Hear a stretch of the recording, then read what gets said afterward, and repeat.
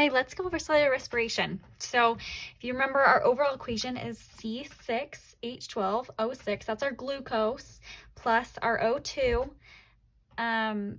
is gonna our reactants. And after cellular respiration, we're gonna get carbon dioxide, water, and energy out of the equation. If you remember, our sugar, our glucose, is going to be oxidized to our carbon dioxide, whereas our oxygen will be reduced to water in cellular respiration. So let's draw it out. If you have a piece of paper and a pencil, that's going to be the best way to study, is if you draw this out with me. So let's draw. Do you remember? Think to yourself, where is glycolysis, our first step, happening? We're going to be inside of our cell. This is our cell membrane in this picture. I put too many L's. Just go with it. I'm probably going to spell more things wrong too as we go along. Then we have our cytosol. That's where our glycolysis is going to be happening, in the cytosol. So we have our glucose, which is a 6-carbon chain. Here we've got our, well, let me make sure, I think I'm missing one. 6 carbons.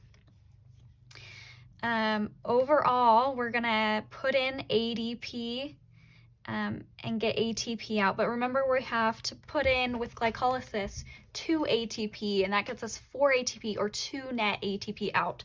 So overall, we're getting ATP out of glycolysis, but just 2. Also in that process, we're going to put NAD plus in.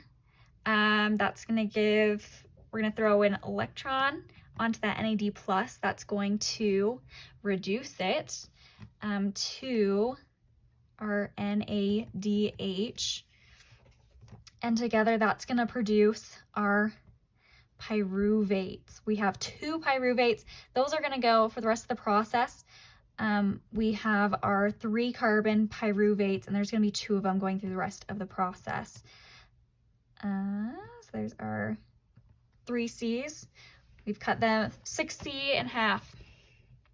So this together, that's all going to be glycolysis.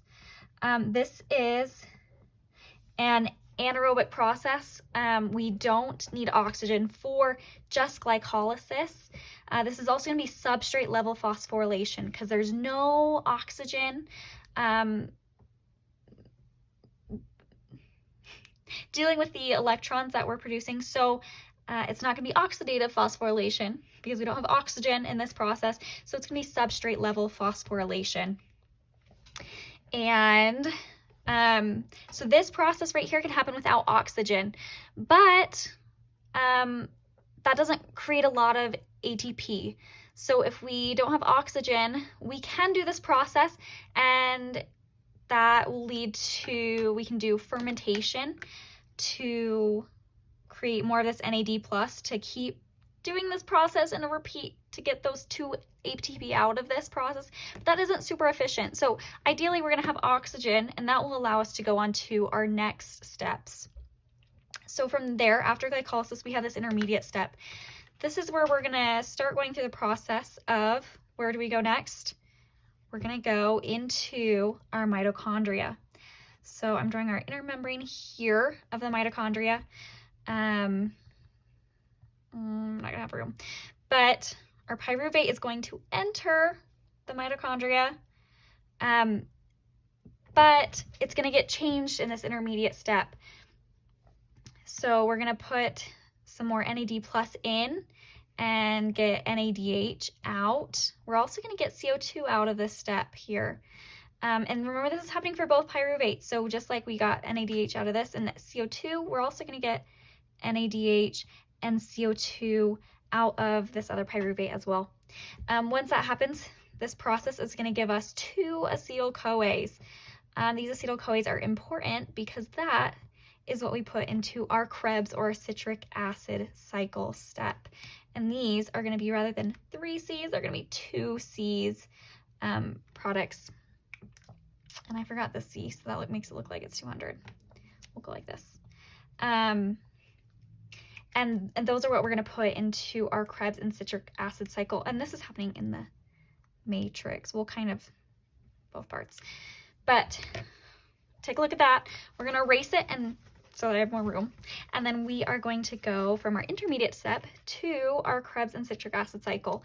So instead of having our cellular membrane, we're just going to make this our mitochondrial membrane here. Remember, we've got to have that inner membrane.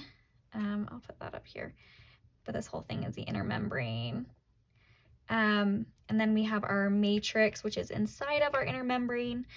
And now we have our, just going to put 2-acetyl-CoA. This is our 2-carbon, and that is going to go into our, oh, that's not a K, our Krebs or citric acid cycle. And we're going to go look a little bit more deeper into that in, I really can't spell, on the slides, but I will just draw this out real quick. From our citric acid cycle, out of that, we're going to get ATP. We're going to get FADH2. I'm forgetting letters. We're going to get some NADH. And we're going to get CO2, all out of our Krebs cycle. From there, we're going to go to chemiosmosis, or our oxidative phosphorylation, or our electron transport chain. All of those are what we are going to next. So what's happening here, I had a teacher who described it as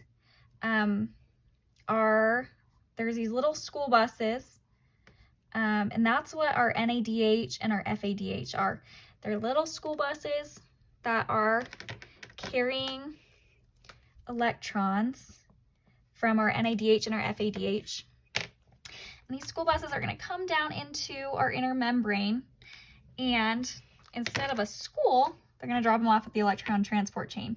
And there's some proteins in our along our inner membrane that the electrons are going to be dropped off at, and these electrons are going to just bounce between these proteins. And eventually we have our ultimate receptor of these electrons. They're going to build up energy as they go along, and then they're going to end at O2, and they're going to transform that O2 into H2O, or water. That's how we get water out of the cellular respiration. Can you tell me, is that a reduction or is that an oxidation? We are adding HO bonds and removing oxygen bonds. So that's going to be a reduction and oxidation. You can also remember our initial equation, which is going to tell us that our O2 is going to be reduced into water. As those electrons bounce between those proteins, we are also going to have, let's do red, our hydrogens being released.